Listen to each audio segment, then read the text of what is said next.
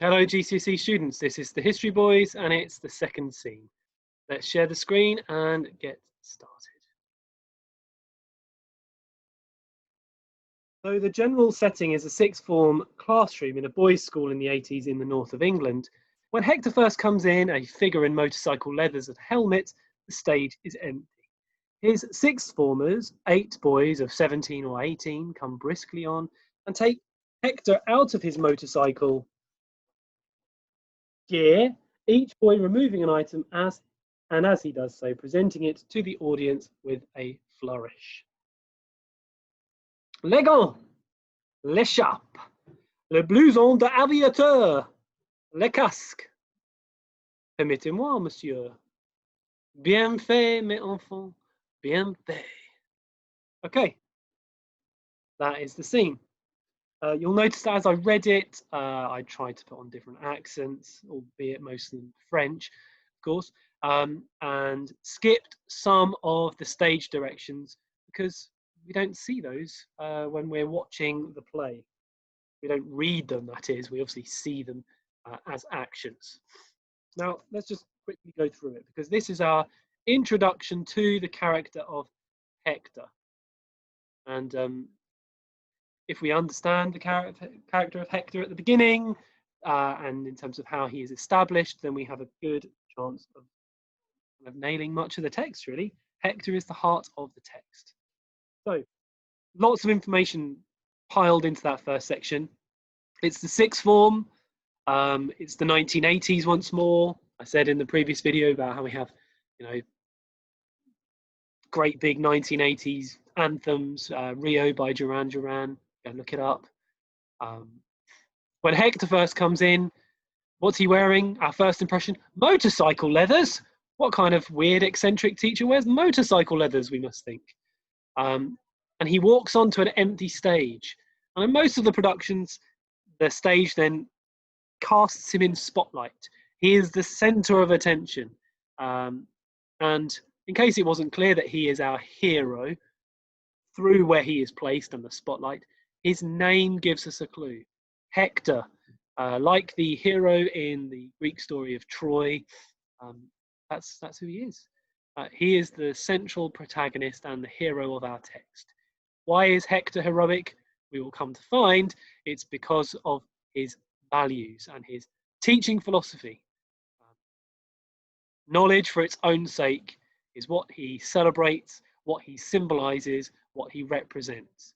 And as such, we are encouraged to value knowledge for its own sake, just like he does. Let's put it that way.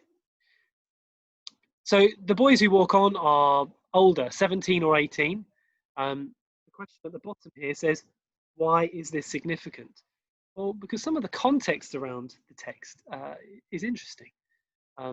Alan Bennett, the playwright, suggests that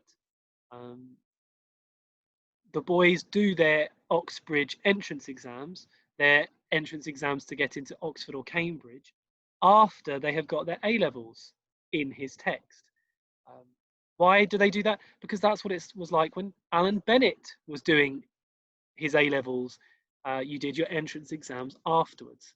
However, in the 1980s, as today, it would be more typical for a student to do any entrance exams before their A-levels. So there are some slight sort of discrepancies there in terms of the context because of Alan Bennett using his own school days as inspiration. I'm not going to check, really.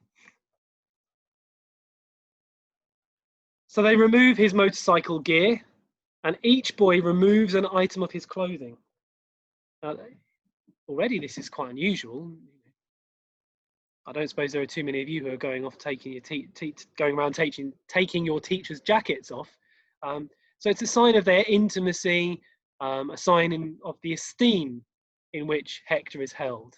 This is not perhaps the typical student-teacher relationship, and obviously that's a theme that gets continued. At the top of the screen, you'll see there that my annotations are kind of hopefully pushing you in the right direction. The boys remove his armor. So it's not just motorcycle gear, it's made of leather and it marks him as different. It distinguishes him from the rest. And if it is armor, it's a metaphor, then their removing of that armor becomes ceremonial. He is again reinforced as the hero of the text.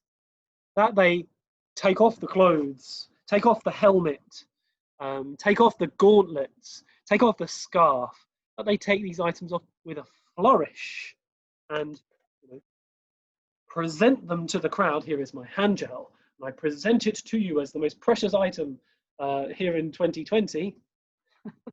That's what they're doing, really. They're presenting it with a flourish.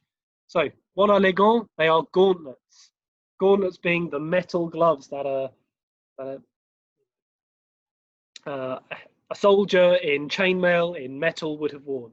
So these are metal gloves made of steel, worn by knights. Of course, they're not really metal gloves. They're motorcycle gloves in this instance. What else? A scarf. His blouson d'aviateur, said by Rudge. I always put the accent on for Rudge because on the stage and in the film version, Rudge is often seen as the least academically gifted, at least naturally gifted. So his accent seems to be more pronounced. His Yorkshire accent, that is, seems to be more pronounced. Le blouson d'aviateur, meaning his aviator's jacket. So we've got a teacher who wears motorcycle gear and the leather jacket of a fighter pilot. He's an absurd character in many respects, Hector. And then they take off the helmet. Finally, that's the last thing that gets removed. And what happens? Hector is revealed, both his surname and his nickname, as a schoolmaster of 50 or so. And just in terms of this idea of a nickname, we must remember, well, how and why do people get nicknames? Particularly if it's a student to a teacher. If a student calls a teacher by their nickname, it may be a sign of affection, warmth, the high regard in which the teacher's held, or it could also be mocking. But given that Hector is called Hector by the boys and by everyone else, it suggests that it's a sign of warmth. What's interesting, however, is that the teacher allows the nickname and almost encourages it. And that may indicate, once more, this kind of slightly closer type of relationship between teacher and student, and teacher and everyone else. Note here, Dakin is a handsome boy. At this stage, it seems like a very unusual thing to highlight. Why are we being told that Dakin is a handsome boy? Why does it matter? But we will see throughout the text how beauty, being handsome, being popular, being desirable, is an incredibly strong currency. So yes, intelligence will matter throughout the text, but being good looking, being handsome certainly doesn't hurt. Dakin says, "Allow me, monsieur, allow me, permettez-moi, monsieur." Hector puts on the jacket, and what does he say? "Well done, my children, well done." Mes enfants. Hopefully my pronunciation is not too terrible, but my children, again, our first impressions are that this is a man of studied eccentricity. So just in case the stage directions there didn't make it clear, we can see that he's a man who's sort of deliberately, who has cultivated, who has crafted deliberately, as I say, this image of eccentricity. It's being odd, being unusual, being a little bit unique or quirky, but doing it all on purpose. Why do teachers do this? Well, much of teaching is a bit of a performance. Hopefully I'm not breaking any trade secrets there. Teachers typically are sort of an exaggerated version of themselves, but Hector goes a level further. It's all an act. Everything about him has been, as I use the word, carefully cultivated.